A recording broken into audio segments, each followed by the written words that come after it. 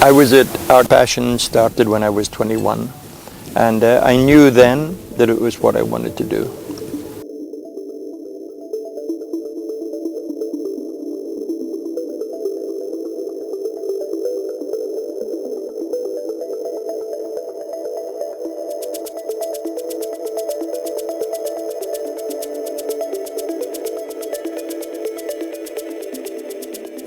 I was studying graphic design.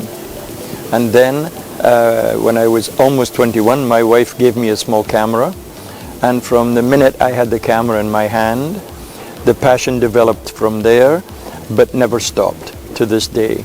So now I've been a photographer 52 years, from the very, very beginning, really.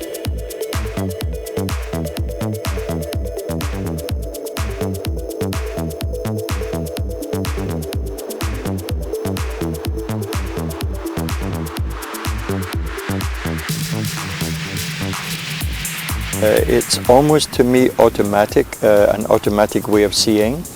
And of course you're trying to create something for a viewer as well as myself. Something magical and something sometimes mysterious. What you're doing really is stealing a second of time and freezing a second of time, and sometimes, of course, a hundredth of a second of time. So you're freezing something in time, and it's a wonderful thing that photography can do. It really stops time. It's the only device in a way that stops that 1 second. So you really see a fragment of time. Early on, I think I realized I had a lot of disappointments early on. I would take a picture, and I would look at the picture at the moment of taking it and thinking it was a masterpiece. Then the next day it didn't look quite so good, and the day after I threw the picture out. So therefore there was a problem there. Why am I throwing out a picture that I thought was a masterpiece? Most of the problems resulted from light, meaning that a lack of ability to make a connection to control the light, and to manipulate the light, and to make sure what I was seeing was being recorded by the camera. So conquering light is really one of the most important things that a photographer can do. He has to learn this early on. Otherwise it's always frustrating. You're always disappointed unless you do this. Alfred Hitchcock was the first famous person that I photographed. And of course for me, at the age of 29 years old, maybe 30 years old, I was very nervous. I was just out of film school. So therefore, coming from film school, there was really a problem with that. In other words, it was overwhelming. So I remember going and arriving at the place, going through security, and it was really a major, major problem for me psychologically. However, and I remember sweating, that's what I remember. And then he walked in, and I think he knew I was a little bit nervous, but he was absolutely fantastic with me, and he helped me with the shooting, so I was very, very lucky. So I always look back and say that this event was one of the most important to me, because after the event I gained confidence, and confidence is a main ingredient of photography. You have to be confident, especially with people. Yes, I think it's an intimate moment that you have this connection with somebody. And it really doesn't matter if it's a president of the United States, or if it's a marker, if it's what you would say is a porter in a market in Marrakesh, which I've done. I try to make the same connection. So with somebody famous or not famous, you make the same connection, and also you try very hard to relax the person. Because sometimes even celebrities that are photographed all the time, sometimes they're nervous, and very often they're nervous. So what's important is to make the sitter, the person you're photographing, feel confident and not nervous. I think I'm lucky because I found a passion for something in particular, photography, but beyond that, immediately behind this is a passion for art, music, all aspects of art actually, even dance. I go to opera, I go to ballet, I spend a lot of time in galleries, so therefore I have almost an equal passion for art as I have for photography. And I find, of course, art is very inspiring and can inspire you to better things.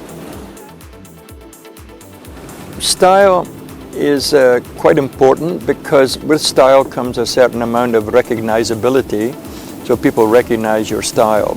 But when you look at my pictures, there's a very easy way to look at the pictures, because I was trained as a graphic designer, so therefore in my work you see graphics.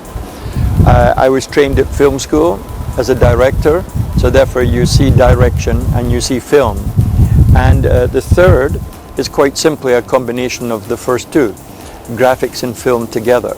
So when you look at it, you can almost divide all of the pictures that I've taken into one of those three categories.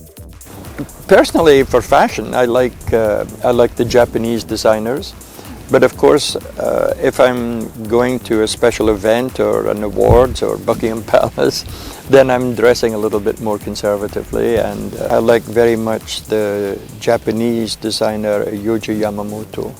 I think he has a lot of style, consistency, and he is a very clever guy. So, but in art, I'm like anybody, I'm always looking for the next piece, you know. It's very nice early on, as I did, to discover, you know, Basquiat in New York very early, and I knew he was very good and accomplished. So therefore, you're always looking for the next thing. I wish I had photographed Madonna early on, and I was supposed to photograph her, but the shooting was cancelled, not for any other reason than journalistic. And for some reason, although I met her and spoke with her for an hour, I never connected with her, and maybe now it's too late, you know. But I'm sad I missed that. But apart from that, I've almost photographed everybody I've, you know, wanted to photograph. But of course, I'm always interested in whoever is around tomorrow, of course. To me, it's a mystery why I haven't done one already, but of course, it would be nice to do one. Of course, I think we would do something very strong. The Pirelli calendar I knew from the very beginning, so it has gone through many different changes. I think my favorite Pirelli calendar was the Helmut Newton one, which is very early on, and I liked what he did. He actually integrated it with some idea of what Pirelli was about. Pirelli was an industrial giant of a company, and he somehow connected with the company. And somehow then it just developed into pretty women, sometimes nude, sometimes not nude. So a lot of them seemed a little bit anonymous to me, so therefore I prefer the calendars that have a definite viewpoint or a concept, rather than just pretty shots of women, you know. Yes, and in fact tomorrow we go to Buckingham Palace, tomorrow morning actually. So we go at I think 10 o'clock, I don't know the exact time, because the invitation for the event is waiting for me at the hotel. So, but I do know it's in the morning, so I don't know if it's 9:30, 10 o'clock, 10:30, about that time, you know. It's an award ceremony, and the country invests something in you, you know, they give you a medal. It's very, you know, it's a nice thing. But it's called the investiture. But I know that the investiture begins, the ceremony begins at 11 o'clock. Two things, you look at the person and you're looking at the person psychologically. Who is this person, what he has achieved, what are his abilities? Or sometimes if it's someone you don't know if they're what they do or anything, you look at the geography of their face. You look at the mountains, you know, and the valleys of the face, you know, so that's what you do.